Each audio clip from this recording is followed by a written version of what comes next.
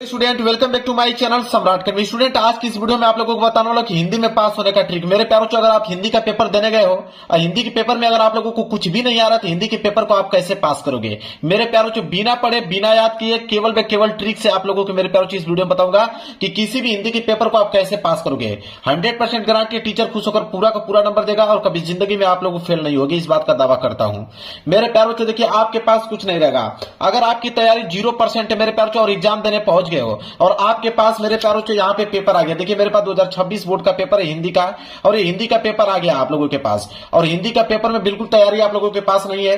तो हिंदी के पेपर को आप कैसे पास करोगे मेरे प्यारों कि आपको कम से कम मेरे प्यारों ओवरऑल अगर हम बात करें तो 100 में कम से कम आप लोगों को 70 से लेकर 75 नंबर मिल पाए। आज की इस वीडियो में यही आप लोगों को बताना कि कोई भी हिंदी का पेपर आ जाएगा उसको कैसे आप पास करोगे। सबसे पहला जो काम आप लोगों को करना है मेरे प्यारों वो है आप लोगों का रोल नंबर। सबसे पहला काम यह करना है कि अनुक्रमांक और यहाँ पे नाम अपना यहाँ पे लिख देना है सही सही। और मेरे पास देखिए ये हिंदी का पेपर है और हिंदी के पेपर को मैं खुद बोर्ड एग्जाम की कॉपी भी सॉल्व करके दिखाने वाला हूं बिना कुछ याद किए। केवल मेरे पास जो आपके पास पेपर रहेगा, आपके पास 2 पेन रहेगा और साथ ही साथ एक स्केल रहेगा मेरे प्यारों। इसी के सहायता से आप पूरा का पूरा हिंदी के पेपर को सॉल्व कर पाओगे मेरे प्यारों। एग्जामिनर आपको 70 से लेकर 75 नंबर दे देगा पूरा 100 में। तो चलिए देखते हैं।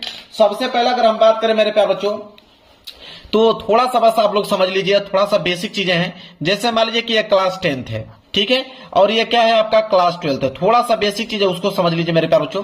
तो क्लास 10th में मेरे प्यारों जो हिंदी का पेपर आता है, तो क्लास 10th में जो हिंदी का पेपर आता है वो आता है 70 नंबर का, और क्लास 12th में जो हिंदी का पेपर आता है मेरे प्यारों वो आता है 100 मार्क्स का। इस बात को जानते हो आप मेरे प्यारों। इसमें 70 नंबर का इसलिए आता है क्योंकि इसमें प्रैक्टिकल के नंबर जुड़ते हैं। इसमें जो होता है मेरे प्यारों प्रैक्टिकल के नंबर 30 नंबर जुड़ते हैं। तो ये तो फ्री में ही आपको मिलने वाला है स्कूल के द्वारा। स्किल के द्वारा आपको फ्री में 30 नंबर मिल जाएगा। सिर्फ 70 में मेरे प्यारों आपको 50 नंबर लाने की जरूरत है। 50 और 30 मिलकर टोटल हो जाएंगे 80 नंबर। और यहाँ पे क्लास 12th वाले बच्चे टोटल 100 नंबर का पेपर होता है। आप यकीन मानिए कि 100 में आप मेरे प्यारों 70 से लेकर 75 नंबर आप बिल्कुल आसान से ला पाओगे, चाहे आपको याद हो चाहे ना याद हो। इस बात की गारंटी लेता हूं मेरे प्यारों। तो यह था कुछ बेसिक पॉइंट। और मैं आपको बता दूं कि जो हिंदी का पेपर होता है मेरे प्यारों वो 2 भागों में बटा होता है। अब 2 भागों कौन कौन से हैं देखिए, एक होता है सब्जेक्टिव प्रश्न, एक होता है ऑब्जेक्टिव। तो एक ऑब्जेक्टिव होता है और एक सब्जेक्टिव होता है। तो ऑब्जेक्टिव प्रश्नों को मैं लास्ट में डिस्कस करूंगा। सबसे पहले मैं सब्जेक्टिव प्रश्नों को डिस्कस करने वाला हूं। ऑब्जेक्टिव प्रश्न का एक ऐसा ट्रिक बताऊंगा कि वो 100% मेरे प्यारों वर्क करता है। और कम से कम मेरे प्यारों अगर हम बात करें, अगर 20 नंबर का ऑब्जेक्टिव है तो कम से कम आप मेरे प्यारों 12 से लेकर 13 नंबर क्वेश्चन आप आसानी से उस ट्रिक की मदद से आप सॉल्व कर पाओगे। तो आपका मेरे प्यार यहां से ऑब्जेक्टिव क्वेश्चन निकल जाएगा। लास्ट में इसको बताऊंगा। सबसे पहले हम लोग देखेंगे यहाँ पे सब्जेक्टिव प्रश्न को। देखिए मेरे प्यार सब्जेक्टिव प्रश्न आप लोगों का यहां से स्टार्ट है। खंड ब, और खंड ब में दिया हुआ है वर्णात्मक प्रश्न मेरे प्यारों। सबसे पहला जो काम करना है वो बात मेरा नोट कर लेना। सबसे पहले स्केल की सहायता से अंडरलाइनिंग कर लेना। ये डबल अंडरलाइनिंग करके लेके आया ना, तो यहाँ पे जिसे हसिया बोलते हैं हिंदी में, तो आप लोगों को हसिया खींचना, मैं ऑलरेडी खींच के लेके आया हूं। जब हसिया आप लोग खींच लोगे तो सबसे पहला जो काम करना है मेरे प्यारों वो होता है रोल नंबर। आपको हर एक पेज पे यहाँ पे रोल नंबर लिखते चलना है। रोल नंबर इसलिए लिखना है ताकि आपकी कोई भी कॉपी जो मेरे प्यारों बदल ना पाए।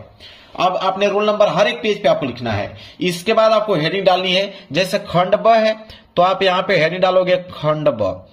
अब ये मेन हेडिंग हो जाएगी आपकी खंड ब। ये हेडिंग हो गया खंड ब। स्केल की सहायता से इसके नीचे कर दीजिएगा मेरे प्यारों अंडरलाइनिंग। अब मेरे प्यारों वर्णात्मक प्रश्न कर रहे हो तो एक लाइन का गैप छोड़ना है, इस बात को नोट कर लो। एक लाइन का गैप छोड़कर तब जाके नीचे आप डालोगे यहाँ पे वर्णात्मक प्रश्न। क्या डालोगे? वर्णात्मक प्रश्न डालोगे।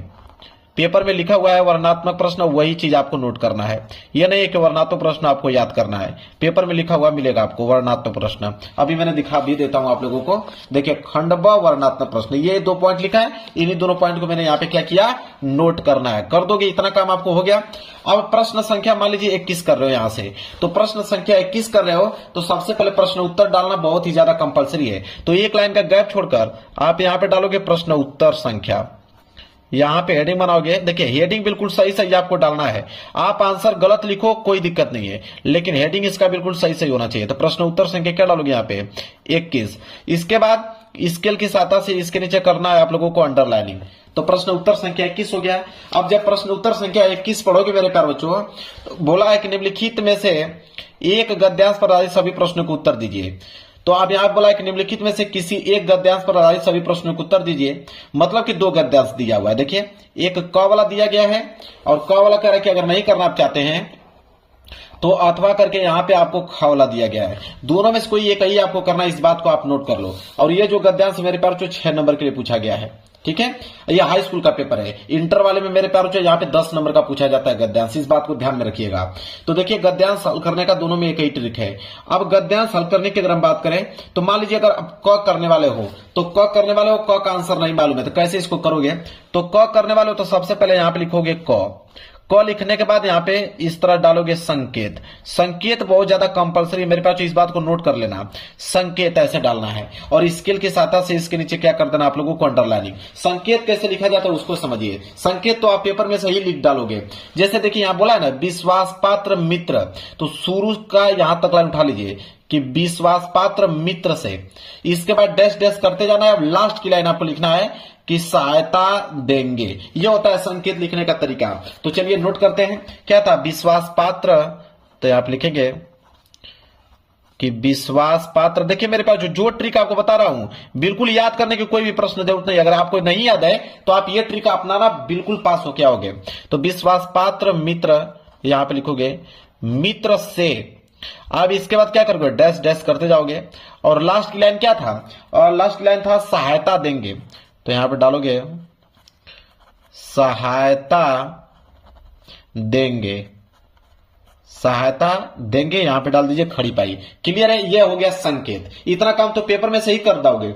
इसके बाद नीचे आप प्रश्न पढ़ोगे कि प्रश्न कौन सा दिया हुआ है। देखिए 3 प्रश्न है और इंटर में 5 प्रश्न होते हैं, 2-2 नंबर के हिसाब से 10 नंबर वहां मिलते हैं। यहाँ पे 3 प्रश्न है तो 2-2 नंबर के हिसाब से 6 नंबर मिलेंगे। तो पहला प्रश्न क्या है कि उपयुक्त गद्यांश का संदर्भ लिखिए। अब मेरे प्यारे जो संदर्भ लिखने की बात किया, संदर्भ में 2 ही चीज मेन पॉइंट होता है।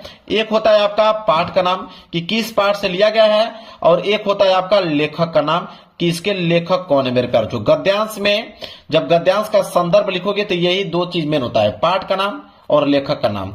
अब कैसे लिखना है आपको संदर्भ, ये समझिए। अगर पाठ का नाम न मालूम हो और लेखक का नाम न मालूम हो तो आप इसका आंसर कैसे लिखोगे, संदर्भ इसका कैसे लिखोगे, देखिए ध्यान दीजिए। तो सबसे पहले आप कर रहे हो पहला वाला प्रश्न, तो एक लाइन का गैप छोड़ना है, यहाँ पे डालना है पहला वाला प्रश्न। इसके बाद संदर्भ कर रहे थे तो आपको हेडिंग बनानी पड़ेगी, यहाँ पे संदर्भ। ये हो गया मेन हेडिंग संदर्भ। संदर्भ लिखने का तरीका क्या होता है वो चीज समझिए। गद्यांश है ना, तो गद्यांश का संदर्भ कैसे लिखा जाता है उसको समझिए। सबसे पहले लिखना है कि प्रस्तुत, क्या लिखोगे कि प्रस्तुत। अब गद्यांश है तो गद्यांश लिखोगे, पद्यांश रहता तो पद्यांश लिखते हैं, तो गद्यांश है तो लिखोगे कि प्रस्तुत गद्यांश। यहां पर लिखोगे कि प्रस्तुत गद्यांश हमारी पाठ्य पुस्तक, प्रस्तुत गद्यांश हमारी पाठ्य पुस्तक, हमारी पाठ्य पुस्तक, प्रस्तुत गद्यांश हमारी पाठ्य पुस्तक। अब हिंदी है, हिंदी से तो लिया गया है तो लिखोगे प्रस्तुत गद्यांश हमारी पाठ्य पुस्तक। अब सिंगल इन्वर्टेड कामा के अंदर आपको ब्लैक पेन से लिखना है हिंदी, इसके बाद क्लोज कर देना इस तरह हिंदी कि प्रस्तुत गद्यांश हमारी पाठ्य पुस्तक हिंदी के। अब यह आपका गद्यांश है तो लिखोगे गद्यखंड, हिंदी के गद्यखंड में संकलित, हिंदी के गद्यखंड में संकलित। अब यहां पे चैप्टर का नाम लिखना है, संकलित चैप्टर का नाम लिखना है। जब इस गद्यांश को आप पढ़ोगे कह रहा है कि विश्वास पात्र मित्र। अब मित्र समझ में आ गया, मित्र देखते ही आप समझ में दिमाग में आपका आ गया कि मित्रता चैप्टर से लिया गया है। ठीक है, मित्रता चैप्टर से लिया गया, आपके दिमाग में आएगा। अब मैं आपको बताता हूं, तो आप यहां पे लिखोगे मित्रता। अब बहुत सारे बच्चों का कमेंट आएगा कि सर अगर हमको नहीं मालूम रहेगा कि मित्रता चैप्टर से लिया गया तब क्या करेंगे हम लोग, तब कौन सा ट्रिक लगाएंगे। ये तो आपने बताया कि याद हो जाएगा आपको कि मित्रता चैप्टर से लिया गया है, और कोई दूसरा चैप्टर से लिया रहेगा तो हम कैसे मालूम करेंगे। आप समझिए, तो आप लिखोगे कि प्रस्तुत गद्यांश हमारी पाठ्य पुस्तक हिंदी के गद्यखंड में संकलित। आपको मालूम हो गया कि मित्रता, तो आप मित्रता लिख दोगे। अगर नहीं मालूम चलता कि मित्रता चैप्टर से लिया गया है तो आपकी किताब में जो भी चैप्टर का नाम अगर आपको मालूम है, मान लीजिए ममता चैप्टर है तो ममता चैप्टर का नाम लिख दीजिए। इससे तू न गई मेरे मन से, उस चैप्टर का नाम है तो उस चैप्टर का नाम आप यहां लिख दीजिए। मतलब किसी भी चैप्टर का नाम मालूम है उस चैप्टर का नाम यहां पे आप लोगों को लिख देना है। ठीक है, तो आप लिखोगे गद्यखंड में संकलित मित्रता नामक पाठ से लिया गया है, मित्रता नामक पाठ से लिया गया है, लिया गया है। जिसके लेखक, इसके बाद लिखोगे जिसके लेखक, अब लेखक का नाम लिखना है। तो आपको मालूम होगा कि मित्रता चैप्टर को जो लिखे हैं आचार्य रामचंद्र शुक्ल जी लिखे हैं, ठीक है। तो यहां पे लिखोगे जिनके लेखक आचार्य रामचंद्र शुक्ल। अगर न मालूम चले तब क्या करोगे, तो आप मेरे प्यारे किसी का भी नाम लिख दीजिए। आपका मन कर तो डॉक्टर राजेंद्र प्रसाद लिख दीजिए, जयशंकर प्रसाद लिख दीजिए, भारतेंदु हरिश्चंद्र जी लिख दीजिए, ठीक है, बिहारी लाल जी लिख दीजिए। तो जो भी आपको नाम मालूम रहेगा उसको लिख दीजिएगा, ठीक है। ऐसे लिख देना है जिसके लेखक आचार्य रामचंद्र शुक्ल जी हैं। लो भाई, ये आप लोगों का क्या जो है संदर्भ यहाँ पे बिल्कुल कंप्लीट हो गया। इतना चीज आपको समझ में आ गया। अब दूसरा प्रश्न अगर आपको करना है, दूसरा प्रश्न है कि गद्यांश के रेखांकित अंश की व्याख्या कीजिए। तो रेखांकित अंश की व्याख्या करना है तो एक लाइन का गैप छोड़ दीजिएगा और यहाँ पे दूसरी हेडिंग डाल लीजिए, क्या, रेखांकित अंश की व्याख्या। यह हो जाएगा आपका रेखांकित अंश की व्याख्या। ये हो गया मेरे प्यारे बच्चों रेखांकित अंश की व्याख्या। अब इसके नीचे स्केल के साथ अंडरलाइनिंग कर दीजिएगा। रेखांकित अंश की व्याख्या जब भी कर रहे हो तो एक पॉइंट आप याद कर लो, शुरू का लाइन आप लिखोगे कि लेखक कहते हैं कि, ये पॉइंट आप याद कर लो, लेखक कहते हैं कि, लेखक कहते हैं कि, लेखक क्या कहते हैं। अब समझिए जहां तक अंडरलाइन किया गया होगा कि विश्वास पात्र मित्र से बड़ी रक्षा रहती है, जिसे ऐसा मित्र मिल जाए उसे समझना चाहिए कि खजाना मिल गया है। विश्वास पात्र मित्र जीवन की एक औषधि है। अब मेरे प्यारे बच्चों जब इसे पढ़ोगे कि विश्वास पात्र मित्र से बड़ी रक्षा रहती है, अब यहां से लेकर आने वाली जो लाइन यहां तक दिया हुआ है इसको आपको नोट करना, जो दिया है सेम टू सेम आप वो लाइन यहां पे नोट कर लेना। फिर लिखना है यहाँ पे कि लेखक ये बताते हैं कि विश्वास पात्र मित्र जो होता है वह हमारी रक्षा करता है, वो हमारी बातों को इधर उधर नहीं करता है, वो हमारी सहायता करता है, हमें आगे बढ़ने में अग्रसर करता है। विश्वास पात्र मित्र जीवन का यही तो आश्रय है कि अगर आपका विश्वास पात्र मित्र मिल जाए तो आप पे विश्वास करेगा, आपको सही मार्ग ले जाएगा। तो अपने तरीके से आपको यहाँ पर उस चीजों को एक्सप्लेन कर देना है। जब एक्सप्लेन कर दोगे फिर अगली लाइन क्या लिखोगे उसको समझिए। अगली लाइन लिखोगे कि जिसे ऐसा मित्र मिल जाए उसे समझना चाहिए कि खजाना मिल गया है। अब सेम टू सेम यही लाइन यहां से लेकर यहां तक उतार देना है। सेम टू सेम जो लाइन दिया है वही लाइन उतार दो। फिर इसके बाद उसके बारे में कुछ ना कुछ अपने समझाओ कि लेखक ये कहते हैं कि अगर ऐसा मित्र अगर आपको मिल जाएगा तो आपको यह समझना चाहिए कि खजाना मिल गया है, वो किसी खजाने से कम नहीं होता है ऐसा मित्र। इस तरह उसमें एक्सप्लेन करके थोड़ी चीजें आपको यहाँ पे जोड़ देना है। इसके बाद क्या लिखोगे अगली लाइन कि विश्वास पात्र मित्र जीवन की एक औषधि है। अब वही जो लाइन बोला सेम टू सेम वो लाइन उतार लीजिए, उसके बारे में अपने तरीके से समझा। लेखक ये कहते हैं कि जिस प्रकार अगर बुखार होने पे औषधि काम आती है, उसी प्रकार मेरे प्यारों अगर गलत मार्ग पे जाऊंगा तो मेरा मित्र जो है मुझे सही मार्ग पे ले जाएगा, तो वह जो है बिल्कुल औषधि के काम करेगा मेरा मित्र। इस प्रकार बनाकर आप एक्सप्लेन कर लो। देखो 4-5 लाइन में इसका रेखांकित अंश की व्याख्या हो गया कि नहीं, बिल्कुल ऐसे व्याख्या करना है आप लोगों को। एक लाइन उतारा उसके बारे में लिखो, फिर अगली लाइन उतारो उसके बारे में लिखो। ऐसे करके रेखांकित अंश की व्याख्या पूरा कर सकते हैं। क्लियर है मेरे प्यारे बच्चों। अब जब पेज भर जाए तो आप यहाँ पे PTO पेज टर्न ओवर लिखकर पेज को मेरे प्यारे बच्चों यहाँ पे आपको पलट देना है। ये पेज लो, पेज को हमने पलट दिया। इसके बाद मेरे प्यारे बच्चों एक प्रश्न और बचा है कि लेखक ने विश्वास पात्र मित्र की तुलना किससे और क्यों की है। ठीक है, तो आप लिख देना मेरे प्यारे बच्चों कि लेखक ये कहते हैं कि विश्वास पात्र मित्र की तुलना वो जो है औषधि से किए हैं। ठीक है, वो खजाने की तरह काम करता है और हमारे जीवन में मित्र जो होता है मित्र का बहुत कीमती होता है। उसकी मतलब मौजूदगी में हम सुरक्षित रहते हैं। वो औषधि की तरह काम करता है, हमें गलत रास्ते पे नहीं ले जाता है। उसके जो भावनात्मक विचार होते हैं वो हमें बताता है, सही मार्ग पे मुझे ले जाता है, गलत काम करने से हमें रोकता है। बस ये चीजें तो हैं, बस उसमें जोड़ते जाइए, कुछ ना कुछ करते जाइए। तो ये भी आंसर जो तीसरा है यहाँ पे, जब तीसरा यहाँ पे डालोगे तो इसका भी आंसर बनाकर आप लोगों को जोड़कर किसी न किसी तरह पूरा कर देना, क्वेश्चन को छोड़ना नहीं है। जब ये क्वेश्चन कंप्लीट हो जाएगा, लो भाई आपका गद्यांश जो है बिल्कुल कंप्लीट हो जाएगा। क्लियर है। इसी तरह मेरे प्यारे बच्चों क्या है, यही ट्रिक से आपको पद्यांश भी करना है। ये जो पद्यांश आएगा प्रश्न संख्या 22, तो पद्यांश में सेम टू सेम यही ट्रिक लगाना है। इसमें भी सबसे पहले संकेत आप लोग लिख दीजिएगा, फिर संदर्भ है, संदर्भ मैंने ट्रिक बता दिया, व्याख्या का भी मैंने ट्रिक बता दिया है, जो लास्ट प्रश्न है जो पूछा है उसका भी मैंने ट्रिक बता दिया। तो आपका गद्यांश और पद्यांश सेम इसी ट्रिक पे मेरे प्यारे बच्चों आप लोगों का काम करेगा। इसके बाद आएगा प्रश्न संख्या 23। प्रश्न संख्या 23 जो है वो बोला है कि निम्नलिखित में से संस्कृत का गद्यांश, अगर संस्कृत के गद्यांश का ट्रिक बता दूंगा तो आप संस्कृत के पद्यांश का भी आप इस क्वेश्चन को आंसर कर पाओगे। तो एक ट्रिक समझ जाओगे गद्यांश का, तो सेम उसी ट्रिक पे पद्यांश भी सॉल्व हो जाता है। तो चलिए मैं संस्कृत का गद्यांश का ट्रिक बता देता हूं कि अगर संस्कृत का गद्यांश अगर पूछे तो उसका कैसे हल करोगे। जैसे बोला यहाँ पे कि संस्कृत गद्यांश का संदर्भ सहित हिंदी में अनुवाद कीजिए। इसका संदर्भ लिखना होता है और हिंदी अनुवाद लिखना होता है। इसमें भी दो है, एक क वाला है, एक आपका ख वाला है, अथवा करके। तो चलिए प्रश्न संख्या 23 है।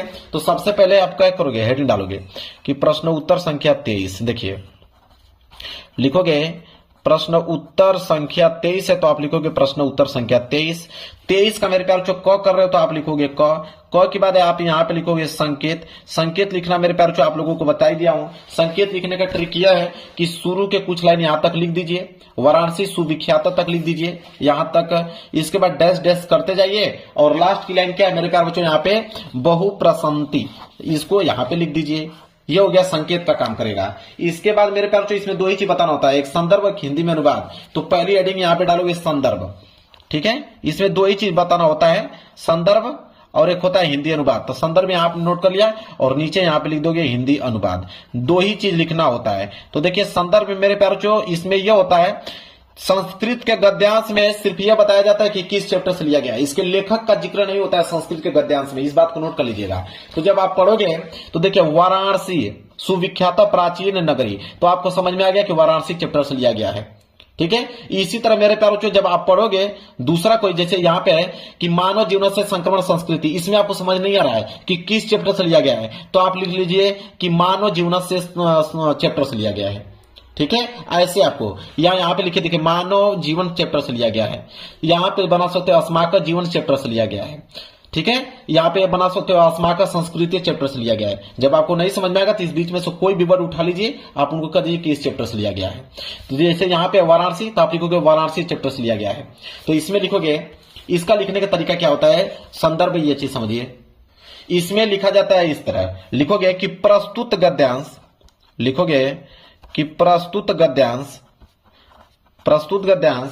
हमारी पाठ्य पुस्तक, प्रस्तुत गद्यांश हमारी पाठ्य पुस्तक हिंदी के, पाठ्य पुस्तक हिंदी के, अब ये आपका संस्कृत का गद्यांश है तो आप लिखोगे संस्कृत खंड, हिंदी के संस्कृत खंड के वाराणसी चैप्टर से लिया गया है। तो ब्लैक पेन से लिख दो यहाँ पे कि वाराणसी पाठ से लिया गया है, वाराणसी पाठ से लिया गया है, लिया गया है। इस तरह मेरे प्यारों आपको दिमाग लगाना है। लो भाई हो गया, ये हो गया संदर्भ। हिंदी अनुवाद की अगर हम बात करें मेरे प्यारों तो इसका हिंदी अनुवाद क्या होगा, तो अब जो दिया है यहाँ पे कि वाराणसी सुविख्यात प्राचीन नगरी, मतलब वाराणसी जो है वो प्राचीन काल की नगरी है, इस तरह आपको बनाना है। मतलब वाराणसी बहुत प्रसिद्ध प्राचीन नगरी है। यहाँ पे लिख दीजिएगा कि अब यहाँ पे आपको नहीं समझ में आ रहा है तो बस वाराणसी में आप जोड़ते जाइए। क्या जोड़ोगे कि यह जो है यहाँ पे स्वच्छ जल होते हैं, गंगा के किनारे पे यह स्थित है, यहाँ पे उसके वाराणसी पे अनेकों घाट है जो कि रात को बहुत सुंदर दिखने में लगते हैं, ठीक है। और बहुत से लोग यहाँ पे घूमने के लिए आते हैं अलग अलग देशों से, और यहाँ पे उनकी घाटों को देखकर उनकी प्रशंसा करते हैं। बस ऐसे जोड़कर आप 3 से 4-5 लाइन लिख दोगे, एग्जामर समझ में आ जाएगा एग्जामर को कि हाँ आपने इसका हिंदी अनुवाद किया है, पूरा का पूरा नंबर दे देगा आपको, ठीक है। 1 नंबर नहीं काट सकता है। तो जो चीज हम लोग बताएं वही चीज यहाँ पे आपको लिखते जाना है हिंदी अनुवाद में। लो भाई कंप्लीट हो गया ये भी चीजें। इसी तरह संस्कृत पद्यांश करना होगा तो आप यहाँ पे देखिए प्रस्तुत गद्यांश है ना, तो आप लिखोगे प्रस्तुत पद्यांश कि प्रस्तुत पद्यांश हमारी पाठ्य पुस्तक हिंदी के संस्कृत खंड के, अब जिस भी चैप्टर से मान लीजिए ये वाला कर रहे हो, आपको समझ नहीं आया कि किस चैप्टर से लिया गया है, ठीक है। तो यहाँ पे लिख दीजिए कि पंडिता चैप्टर से लिया गया है, चाहे दुर्गामी चैप्टर से लिया गया है, हो गया। इसी में से वर्ड उठा लीजिए कि दुर्गामी चैप्टर से लिया गया है या पंडिता चैप्टर से लिया गया है, ठीक है, जनाती चैप्टर से लिया गया है। इस तरह आपको बनाकर यहाँ पे संदर्भ लिख दीजिएगा। और हिंदी अनुवाद में भाई यहाँ पे बोला अब तो दुर्गामी साक्षरो न च पंडिता, तो पंडितों के बारे में किया गया तो पंडितों के बारे में कुछ ना कुछ आपको इस तरह लिख देना है, ठीक है। अमुख उनकी प्रशंसा कर देना है, ठीक है। ऐसे आपको करते हुए मेरे प्यारों इसका आंसर लिख देना है। समझ में आ गया आप लोगों को। तो ये हो गया आप लोगों का संस्कृत का गद्यांश और पद्यांश सॉल्व करने का ट्रिक मेरे प्यारों। यहां तक चीजें आपको समझ में आ गया। अब मैं आपको बताऊंगा यहाँ पे जीवन परिचय, ठीक है। तो आपको एक लेखक का जीवन परिचय का ट्रिक अगर मैं बता देता हूं तो उसी पे मेरे प्यारों आप कवि का भी जीवन परिचय का ट्रिक आप लोग यहाँ पे बना लीजिएगा। तो चलिए मैं बता देता हूँ एक ट्रिक कि लेखक का जीवन परिचय अगर आपको याद ना हो तो कैसे आप लिखोगे। देखिए मेरे पास जो सबसे पहले प्रश्न उत्तर संख्या 26 का क है, तो सबसे पहले जब जीवन परिचय लिख रहे हो तो सबसे पहले आपको हेडिंग डालना है कि प्रश्न उत्तर संख्या, लिखोगे कि प्रश्न उत्तर संख्या 26 का क है तो लिखोगे 26 का क। यहां आपने लिख दिया कि 26 का क। अब इसमें आपको 3 दिया है कि आचार्य रामचंद्र शुक्ल जी, जयशंकर प्रसाद, डॉक्टर राजेंद्र प्रसाद। मान लीजिए आप जयशंकर प्रसाद का लिखना चाहते हो दूसरा, तो आप यहां पे लिखोगे दूसरा। जयशंकर प्रसाद तो आप यहां पे लिख दीजिए कि जयशंकर प्रसाद, ताकि एग्जामिनर को मालूम चल पाए कि हाँ आपने जयशंकर प्रसाद का जीवन परिचय लिखा हुआ है। मेन हेडिंग हो जाएगी आपकी यहाँ पे जीवन परिचय, तो यहाँ पे डालिएगा जीवन परिचय। ये हो जाएगी आपकी मेन हेडिंग जीवन परिचय। सबसे पहला जो काम करना है मेरे प्यारे बच्चों वो होता है संक्षिप्त परिचय। अगर आपको संक्षिप्त परिचय याद है मेरे प्यारे बच्चों, इसके बाद तो कोई भी दुनिया का जीवन परिचय लिख दोगे। अब संक्षिप्त परिचय में होता क्या है, संक्षिप्त परिचय में आपको लिखना क्या है, नाम। आप यहाँ पे लिखिएगा नाम, और नाम के बाद यहाँ पे लिखिएगा अगला कॉलम जन्म। जन्म के बाद मेरे प्यारों यहाँ पे लिखिएगा स्थान, मतलब कि उनका जन्म स्थान कहाँ पे है। इसके बाद यहाँ पे लिख दीजिए पिता का नाम, माता का नाम अगर मालूम है तो माता का नाम यहाँ पे लिख दीजिए। इसके बाद मेरे प्यारों यहाँ पे लिख दीजिए कि मृत्यु उनकी कब हुई, और यहाँ पे लिख दीजिए कि रचनाएं उनकी कौन कौन सी हैं। बस इतना पॉइंट अगर आपने लिख दिया काम बन जाएगा। जिससे नाम तो यहीं से मालूम चल जाएगा कि जयशंकर प्रसाद, जयशंकर प्रसाद यहाँ पे। इसके बाद अगर जन्म की बात करें तो जन्म मेरे प्यारों इनका हुआ था 1889 ईस्वी में। इस बात को मेरे प्यारों नोट कर लो, नहीं मालूम है तो कुछ भी आप लिख सकते हो, कोई दिक्कत नहीं है। स्थान काशी में हुआ था मेरे प्यारों। काशी कहां पे पड़ता है, वाराणसी में पड़ता है, वाराणसी। इस तरह यहां पे लिख दीजिए वाराणसी में पड़ता है। इसके बाद मेरे पास पिता का नाम क्या था, देवी प्रसाद। अगर न मालूम हो तो किसी भी पिता का नाम यहाँ पे लिख सकते हो, कोई दिक्कत नहीं है। इसके बाद माता का नाम मुन्नी देवी, तो मुन्नी देवी। अगर नहीं मालूम है तो किसी भी यहाँ पे किसी भी महिला का नाम यहाँ पे लिख सकते हो, कोई दिक्कत नहीं है। मृत्यु की अगर बात करें 1937 ईस्वी, लेकिन इतना पॉइंट तो अगर याद ही होगा आप लोगों को। रचना की बात करें तो कमाई नहीं, अगर रचना ना मालूम हो तो किसी भी लेखक का रचना अगर आपको याद है तो उनका यहाँ पे मेंशन कर दीजिए, कोई दिक्कत नहीं। कॉपी छोड़ने से बेहतर है कि आपको यहाँ पे कुछ लिख दीजिए, ठीक है। कमायनी लहर झरना, क्लियर है। ये हो गया मेरे प्यारे बच्चों यहाँ पे संक्षिप्त परिचय। इतना पॉइंट अगर आपको मालूम है, बस इतना ही, तो पूरा का पूरा जीवन परिचय लिख दोगे। कैसे, सुनो मैं बना रहा हूं यहाँ पे, लिखेंगे पहली लाइन, सुनिए ध्यान से कि जयशंकर प्रसाद का जन्म सन 1889 ईस्वी में काशी के वाराणसी नामक स्थान पर हुआ था। इनके पिता का नाम देवी प्रसाद तथा माता का नाम मुन्नी देवी था। इतना पॉइंट आपने लिख दिया। बीच में आप थोड़ा लिख दीजिएगा कि यहाँ पे इस तरह लिख सकते हैं कि बचपन में ही पिता की मृत्यु हो जाने के कारण जयशंकर प्रसाद जो है घर पर ही उन्होंने हिंदी, संस्कृत, फारसी, उर्दू भाषा का गहन अध्ययन किया। और इनका जीवन बहुत संघर्षशील था, क्योंकि बचपन में ही पिता की मृत्यु हो जाने के बाद मतलब उनका जीवन संघर्षशील था। अल्प अवस्था में ही क्षय रोग के कारण, मतलब किसी रोग का नाम यहाँ पे लिख दीजिएगा कि क्षय रोग के कारण उनकी मृत्यु हो गई सन 1937 ईस्वी में। उनकी रचनाएं कमायनी लहर झरना है। लो भाई, जो चीज बताया हूं ना, अगर उतना पॉइंट लिखोगे ना तो पूरा का पूरा पेज ही भर जाएगा। जो चीज अभी बोला हूं मैं, जब उसको अपने भाषा में लिखोगे तो पूरा का पूरा पेज ही भर जाएगा। ये होता है मेरे प्यार बच्चों किसी का जीवन परिचय लिखने का तरीका मेरे प्यार बच्चों। चलिए मेरे प्यार, अब हम बात कर लेते हैं। यहाँ पे आता है कि अपनी पाठ्य पुस्तक में से कंठस्थ कोई एक श्लोक लिखिए जो इस प्रश्न पत्र में न आया हो। श्लोक लिखने के बाद क्या है मेरे प्यार बच्चों कि कोई एक श्लोक लिखिए। देखिए श्लोक लिखने के लिए जब भी आ जाए 2 नंबर के लिए आता है तो श्लोक में कौन सा दिमाग लगाओगे ये चीज बताता हूं। देखिए श्लोक लिखने के लिए अभी हमने आप लोगों को संस्कृत का गद्यांश और पद्यांश पढ़ाया था। आपको मालूम होगा, इधर हमने दिखा कि संस्कृत का गद्यांश था और पद्यांश। देखिए ये है ना संस्कृत का गद्यांश और पद्यांश। श्लोक जो लिखना होता है मेरे प्यारे बच्चों, 2 लाइन का अगर श्लोक लिख दोगे तो बहुत है। तो देखिए बीच में से, जैसे यहाँ पे फुल स्टॉप, यहां से लेकर यहां तक, देखिए ये हो जाएगी पहली लाइन, यहाँ पे सेम टू सेम उतार दीजिएगा। फिर यहां से लेकर नीचे से लेकर यहां तक, उसके नीचे यह दूसरी लाइन हो जाएगा। बस लो भाई, ये श्लोक आप लोगों का कंप्लीट हो जाएगा, ठीक है। और एग्जामिनर को मालूम भी नहीं चलेगा कि आपने सही लिखा या गलत। उसको लगेगा कि संस्कृत में आपने यहाँ पे कोई ना कोई श्लोक लिखा हुआ है, वो नंबर आप लोगों को मेरे प्यार को दे देगा। तो यहाँ श्लोक के बारे में यहाँ पे मालूम चल गया। और यहाँ पे आता है कि संस्कृत का प्रश्न उत्तर लिखने के लिए 1, 2, 3, 4 में से किन्हीं 2 ही प्रश्नों को उत्तर देना होता है। मान लीजिए कुत्र मरणम मंगलम भवती, ठीक है, यहाँ पे दिया है और इसका आप लोगों के मेरे प्यारों को आंसर लिखना है, ठीक है। वो भी संस्कृत में ही इसका जवाब देना है, इस बात को ध्यान रखें, इसको संस्कृत में ही जवाब देना है। तो मान लीजिए यहाँ पे दिया है ना कि कुत्र मंगलम मरणम मंगलम भवती। अब इसका आपको आंसर लिखना है। अब कौन सा दिमाग लगाओगे आंसर लिखते समय? अब मेरे प्यारों से आ जाओगे यहीं पे, ठीक है। अब ये दिया है ना कि वाराणसी सुविख्यात प्राचीन नगरी, ये जो दिया है इसी को आप लिख दो, ये आंसर का काम करेगा मेरे प्यारों को।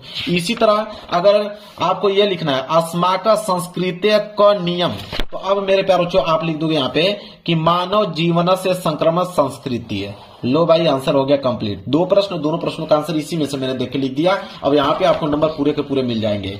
इसके बाद मेरे प्यारे बच्चों आता है यहाँ पे निबंध लिखने के लिए। तो निबंध जब भी लिख रहे हो मेरे प्यारे बच्चों, चाहे वो विज्ञान वरदान या विस्तार पे लिख रहे हो, चाहे इनमें से किसी पे भी लिख रहे हो, निबंध लिखते समय आप ध्यान दें कि 150 लेके 200 शब्दों में लिखना है। 7 नंबर के लिए निबंध आता है, ठीक है।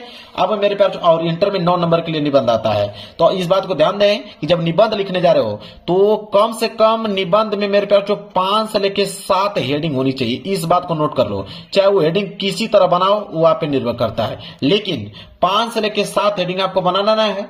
लेकिन इसमें से 2 हेडिंग सबसे इंपॉर्टेंट है। जो पहली हेडिंग होनी चाहिए, वो पहली हेडिंग होनी चाहिए प्रस्तावना का। पहली हेडिंग प्रस्तावना आपको डालना है। इसमें कुछ भी लिखो, कोई दिक्कत नहीं है, लेकिन हेडिंग आपकी प्रस्तावना होनी चाहिए। और लास्ट हेडिंग आपका उपसंहार होना चाहिए। हेडिंग में ये 2 हेडिंग आपको चेंज नहीं करना है। शुरू का प्रस्तावना, लास्ट की हेडिंग उपसंहार, बीच में बाकी 5-7 हेडिंग वह निबंध के अनुसार बना लीजिएगा। और उसमें जो चीज भी लिखे कोई दिक्कत नहीं है बनाकर, ठीक है। समझ में आ गया निबंध लिखने का तरीका आप लोगों को। इसके बाद आता है पत्र लेखन लिखने के लिए मेरे प्यारे बच्चों, ठीक है, कि पत्र लेखन कैसे। पत्र लेखन तो सबसे आसान होता है, अपनी भाषा में लिखना होता है। जैसे मान लीजिए ये वाला प्रश्न है कि अपने जन्मदिन पर मित्र द्वारा भेजे गए उपहार के लिए मित्र को धन्यवाद पत्र लिखिए। कितना सिंपल है, कैसे लिखो, बस इसका स्ट्रक्चर समझ लीजिए। तो जब भी मेरे प्यारे बच्चों आप यहाँ पे पत्र लिख रहे हो तो सबसे पहले यहाँ पे लिखोगे मेरे प्यारे बच्चों एड्रेस। सबसे पहले आप एड्रेस लिखोगे। एड्रेस का मतलब पता। तो आप पता तो मालूम है सबको, ग्राम, पोस्ट, ठीक है, डिस्ट्रिक्ट, ये सारी चीजें आप नाम लिख दोगे। इसके बाद आप लिखोगे दिनांक। दिनांक यहाँ पे मेंशन कर देना है। इसके बाद किसको लिख रहे हो, पिता का लिख रहे हो तो यहाँ पे प्रिय पिताजी लिखना है। फ्रेंड का लिख रहे हो, फ्रेंड का जो भी नाम होगा राहुल, तो प्रिय राहुल, ठीक है। यहाँ पे जिसको भी लिख रहे हो यहाँ पे लिख देना है। फिर यहाँ पे लिखना है सप्रेम नमस्कार। सप्रेम नमस्कार मतलब मेरा नमस्कार आपको है। इसके बाद कमा लगा दीजिए। इसके बाद यहां से लिखना चालू कर दीजिए। सबसे लाइन पहला ये आपको लिखना है कि मैं यहां कुशल से हूं, चाहे मैं यहां अच्छा हूं, आप बताएं आप कैसे हैं, ठीक है। तो देखिए जन्मदिन पे लिखना है तो आप कुछ भी लिख सकते हो कि मैं यहां कुशल से हूं और तुम्हारी कुशलता की कामना करता हूं। तुम मेरे जन्मदिन पर एक ऐसा गिफ्ट भेजे जो मेरे लिए बहुत पसंदीदा था। और कल मेरे नाम से एक पार्सल आया तो मैंने पार्सल खोला तो देखा तो उसमें एक किताब आई थी, ठीक है, जो कि तुमने मेरे जन्मदिन पर भेजी थी। वो किताब बहुत अच्छी थी। मैंने उसमें बहुत सारी कहानियां दी थी। मैंने कहानी को पढ़ा, कहानी बहुत अच्छी लगी और माता पिता और भाई बहनों को भी कहानी पढ़ाया। और इस कहानी को पढ़कर वो तुम्हारी इस गिफ्ट की तारीफ की, ठीक है। और दुआ करता हूं कि तुम अच्छे होगी, अपनी पढ़ाई अच्छे से कर रही होगी। बुखार होने के कारण तुम मेरे जन्मदिन पे नहीं आई, लेकिन तुमने बहुत प्यारा सा गिफ्ट भेजा। आशा करता हूं कि तुम अच्छी हो जाओगी और अपनी पढ़ाई पूरी करोगी। तुम्हारे पढ़ाई में बहुत अच्छा मन लगता था, इसलिए तुम अच्छे से पढ़ाई करो और कोई ना कोई आप जॉब ले लो, ठीक है। इस तरह आप लोगों को करना है। और मैं तुम्हें धन्यवाद पत्र देती हूं और आशा करता हूं कि मैं तुमसे जल्द ही मिलने आऊंगा। जो भी चीजें हैं जो आपके मन में चल रहा हो उनको एक्सप्लेन करना चाहते हो, धन्यवाद देना चाहते हो, जो भी चीजें किस चीज में वो अच्छी थी वो लड़की, उसकी तारीफ करते हुए आपको यहाँ पे पूरा कर देना है। इतना काम आपको कर देना मेरे प्यारे बच्चों। और लास्ट में लिख देना कि अगर फ्रेंड को लिख रहे हो तो लिख देना कि तुम्हारी सहेली, अगर दोस्त है तो तुम्हारा दोस्त, और पिता का लिख रहे हो तो तुम आपका यहाँ पे पुत्र, इस तरह लिख देना। और नाम में यहाँ पे क ख ग लिख दीजिएगा। बस लो भाई हो गया। मतलब कि पत्र लिखना बिल्कुल आसान होता है। बस आपको पता, दिनांक और यहाँ पे नमस्कार, बाकी बीच में जो लिखना होता है वो तो तारीफ ही करनी होती है। उनका हालचाल लेना होता है, उनके माता पिता का हालचाल लेना होता है, उनके लड़कों का हालचाल लेना होता है। यही चीज तो बीच में होता है कि इसके बारे में लिख रहे हो, कंडीशन के बारे में वहां पे व्यक्त करना होता है। और लास्ट में ये वाली लाइन, इसी को देखकर एग्जामिनर नंबर देता है। एग्जामिनर के पास टाइम थोड़ी रहता है कि पूरा एक एक वर्ड आपका पड़ेगा। वो आप पहली बार स्ट्रक्चर देखा, आपने सही लिखा है, नंबर तुरंत आपको देके हटा देगा। समझ में आ गया आप लोगों को मेरे प्यारे बच्चों? यह काम आप लोगों को करना है। क्लियर है? चलिए इसके बाद मेरे प्यारे बच्चों अब हम बात करेंगे ऑब्जेक्टिव प्रश्नों को लेकर। मैंने जरूर जिक्र किया था कि ऑब्जेक्टिव प्रश्न लास्ट में बताऊंगा आपको। तो देखिए ऑब्जेक्टिव प्रश्न का अगर हम ट्रिक बात करें तो उसमें 4 ऑप्शन होते हैं, A B C D, 4 option होते हैं। अब मेरे प्यारे बच्चों ध्यान दें आप, अगर पहला नियम यह कहता है कि अगर चारों ऑप्शनों में से अगर एक ऑप्शन आ जाए कि इनमें से सभी, तो आपको मेरे प्यार जो उस वाले ऑप्शन पे क्लिक करना है।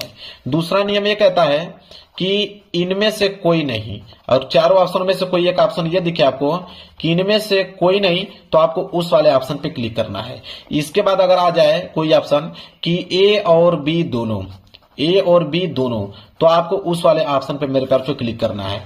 चौथा नियम यह कहता है कि अगर ए बी सी डी चारों ऑप्शन ही अलग अलग हो जाए तब क्या करोगे। तो जब चारों ऑप्शन अलग अलग हो जाए, इन तीनों में से कोई ऑप्शन ना आए, चारों ऑप्शन ही अलग अलग हो, तब क्या करोगे। तो उसमें मेरे प्यारे ए तथा सी, मतलब जब भी आपको लो, मतलब ये होता है ना तुक्का लगाना, जिसे बोलते हैं हम लोग हिंदी में कि तुक्का लगाकर चले आओ, कोई ना कोई सही हो जाएगा। तो तुक्का अगर लगाने की बात आया तो आप चाहे ए पे लगाएंगे चाहे सी पे लगाएंगे। ए और सी दोनों में से कोई एक पे लगाएंगे, 90% ए और सी वाला ऑप्शन सही होता है। तो इनमें से कोई आएगा तो ये वाला कर देना, और न समझ में आए तो या तो ए पे लगा दीजिएगा या तो सी पे उसको रंग के चले आना है। यह है ऑब्जेक्टिव प्रश्न का एक बेसिक सा मेरे प्यारो ट्रिक है। इस ट्रिक की मदद से आप 20 में से कम मेरे पे 12 से लेकर 13 क्वेश्चन आप आसानी से सॉल्व कर पाओगे। माइनस मार्किंग तो होता नहीं है, बस आपको सारे के सारे प्रश्नों का जवाब देना है। इस बात को ध्यान रखिएगा, कोई भी प्रश्न छोड़ के नहीं आना है। तो मेरे प्यार अगर हिंदी में बार बार फेल होते होगे तो इस बात को नोट कर लो कि आप 100 में मेरे प्यार बच्चों 70 से लेकर 75 नंबर बिल्कुल आप ला दोगे, इस बात का दावा करता हूं। वीडियो पसंद आए तो वीडियो को लाइक कर देना, चैनल पर नए हो तो चैनल को जरूर सब्सक्राइब कर लेना। मिलेंगे एक प्यार से नेक्स्ट वीडियो में, तब तक के लिए धन्यवाद।